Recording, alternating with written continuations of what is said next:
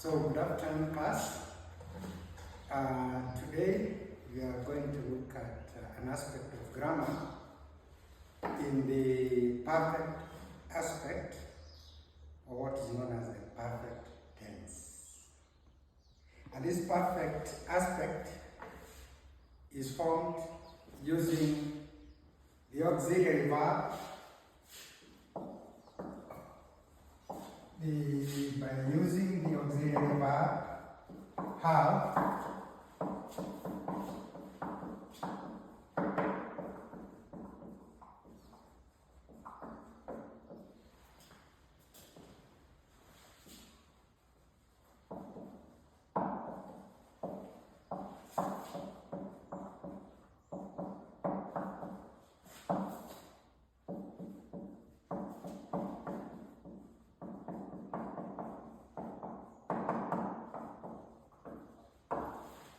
so usually the perfect tense is formed by the verb, the main verb, having two verbs. One is the auxiliary verb and the other one is the main verb. So the auxiliary verb must be in its correct form, because there are various forms of the auxiliary verb. In the first person singular, you talk of I have. In the second person singular, you have. But in the third person singular, it inflects to he, she, or it has. So in the present tense, there are two main forms of the auxiliary verb. It's either have or has. Because in the plural, we shall have first person singular is we have, second person singular is you have, and third person singular is they have. So the correct two forms of the auxiliary verb have are has and have. This one only inflecting in the third person singular. All the others are have. I have, you have, we have, they have. But when it comes to the third person singular, the verb have inflects to has. So if your sentence is in the perfect tense, especially the present perfect, the auxiliary must have the correct form of the auxiliary verb have. So it is either has or have. Then we have said that this auxiliary verb joins together with the past participle form of the main verb. So if you take a verb like go,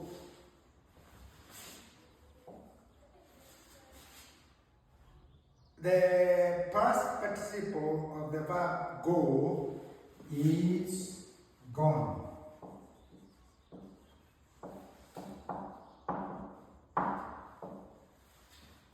If you have a verb like eat,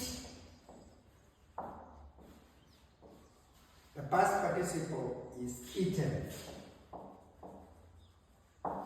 So when you're going to form a sentence in the present perfect, you are going to use the correct form of the auxiliary verb have in the present tense, which you have said is either have or has. And then you are going to link it together with the verb given, which would be in the past participle. So to form a sentence using this verb, we can have a sentence like, I have gone to Nakuru. So this sentence is in the present perfect tense. If I want to use this verb eat, you can have like she,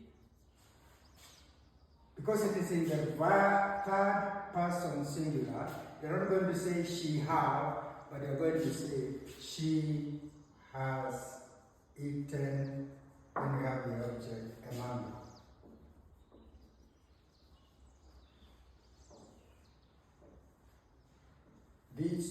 is what indicates that the sentence is in the perfect tense.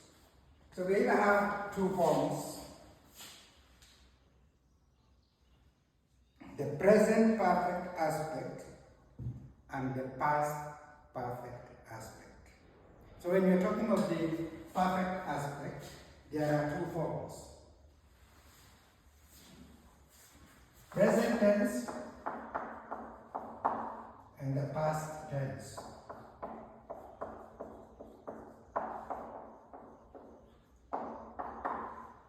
And the present tense, we have said, the verb, the auxiliary verb is either have or has. And in the past tense, now this becomes had. But just like in the present perfect aspect, the verb, the main verb, remains in the past participle.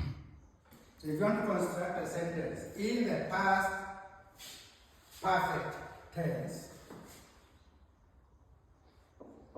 you are going to have the auxiliary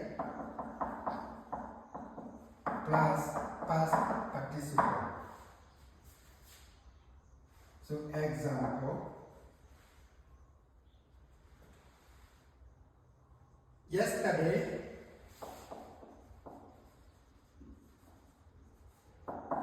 Mary had gone to Nakuru. In which case, the auxiliary verb is the past tense of the verb have, and the main verb is the past participle of the verb go. So generally, that is how we form the perfect aspect. Now we are going to look at when do we use the perfect tense, or when do we use the perfect aspect.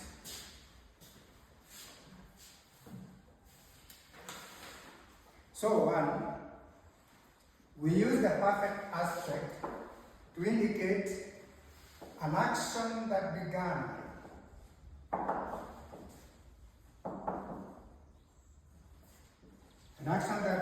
in the past and has not changed even as we are talking. In the past and has not changed as we are talking.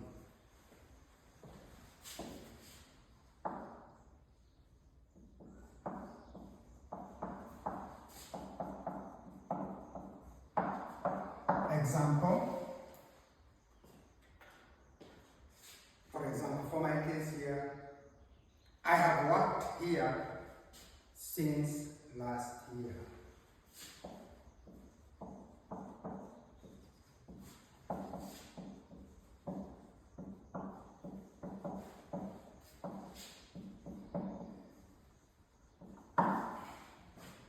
So this indicates that I started working last year, and even as we speak now, I'm still working in this institution. So in that case, we use the present perfect tense. 2, it can be used to indicate a state which began in the past and still continues as we are talking. So this state started in the past,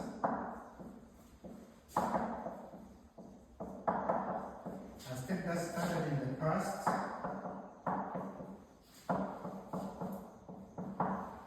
and it continues even as we talk, and still continues.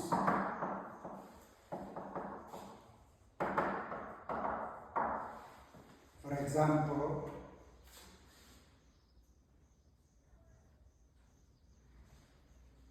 he has been sick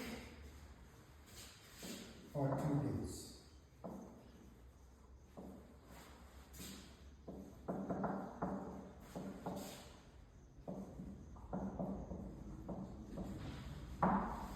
So we know that this sentence is in the perfect aspect because I can see the auxiliary verb have the correct form and the main verb in the past participle. The same case applies here. Have worked, has been sick for 2 days. So the state has started in the past, and even as we speak, this patient is sick. We also talk of an experience we have had up to now. An experience we have had up to now.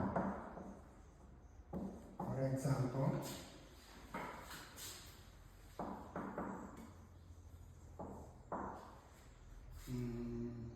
we had it last time.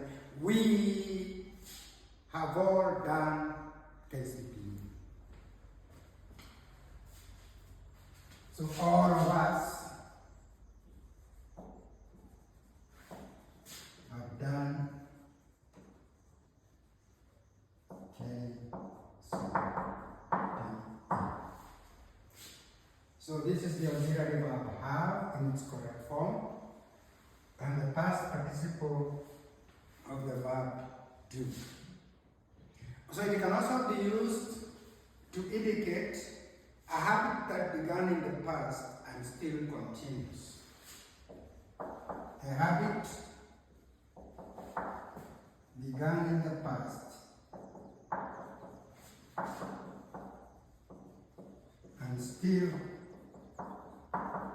continues. For example,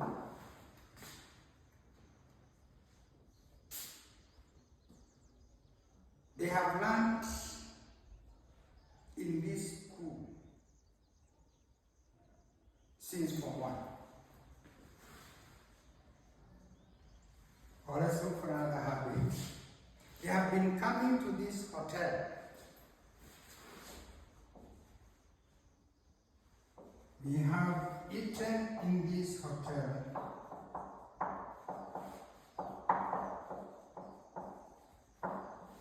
since it was built. So when that hotel opened maybe 10 years ago, we used to frequent it, and even now as I speak, we still frequent that hotel. We can also use the present perfect aspect to indicate an action that has just happened. Let's write this.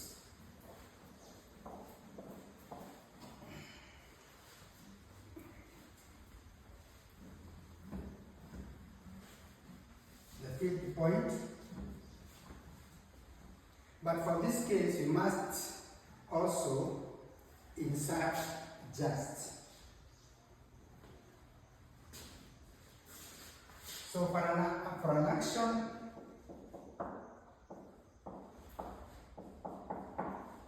that has just happened,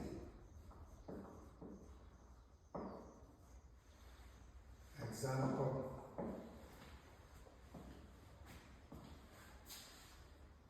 the dam has just burst. The local dam has, we can say burst, but for this we can also include just. So we can either say it has just burst or simply has burst. I hope that is clear. The perfect aspect can also be used to indicate what will happen in the future.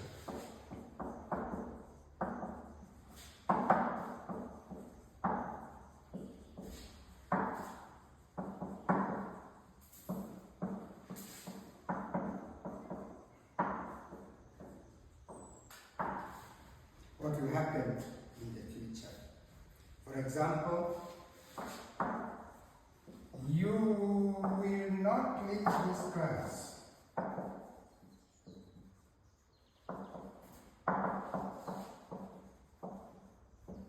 until you finish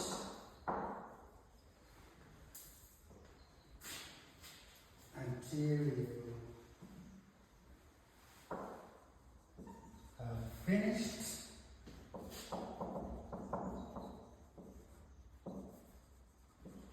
your homework. You will not leave the classroom until you have finished your homework. So the finishing of the homework and the leaving of the class will both take place in the future for an action that will happen in the future. So maybe I'll give you a small assignment to either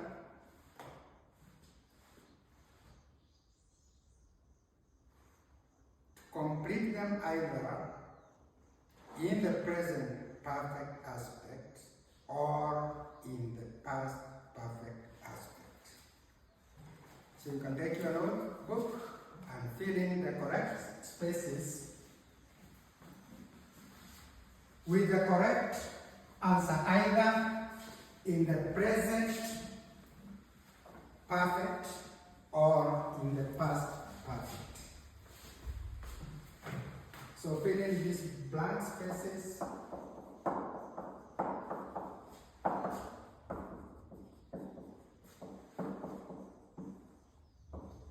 with either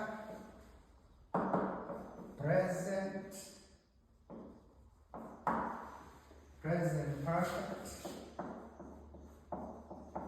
or past perfect.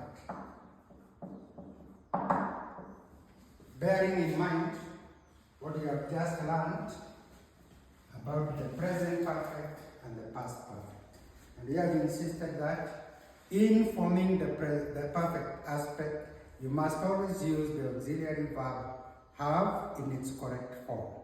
If it is in the present tense, we use have because of the first and second and person singular, and also the first, second, and third person singular maintain have, but they inflect with has in the third person singular. So you must be careful not to mix the persons. It would be wrong to say I has, as it is equally wrong to say she have. So it is either I have and she has. And remember, the main verb must always be in the past participle. Once you are clear of those two rules, you will get everything right. When it comes to the past perfect, change the auxiliary verb into the past form, which you have just said. Have, the past tense is have, because the main verb remains the same in the present, and past perfect as the past participle of the main verb. So mind the correct form of the auxiliary verb and the correct form of the past participle of the verb given. So use the verb given in brackets. So number one, verb is so.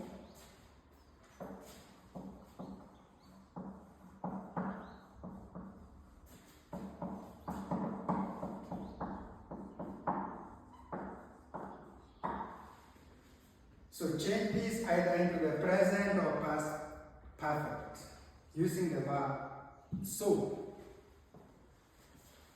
To mother forbid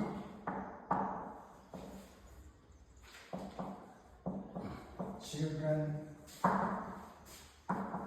to go outside. 3.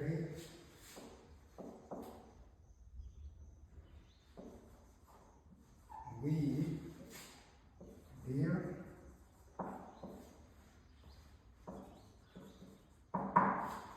The similar problem.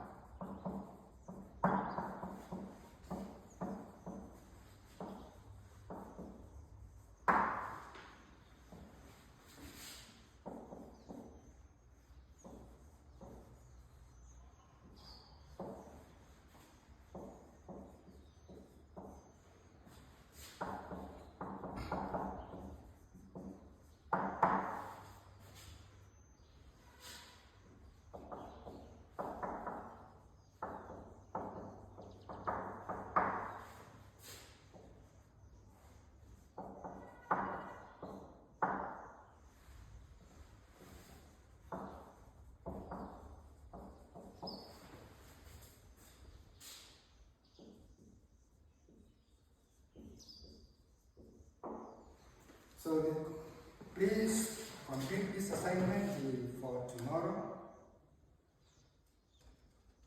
Changing these sentences into either the present or past perfect aspect. And if you get all of them right, you have known that you have met the objective of the lesson for today, which was by the end of this section, you should be able to recognize a sentence in the perfect aspect, and we should also be able to use the perfect aspect correctly. With that, I say goodbye. See you tomorrow.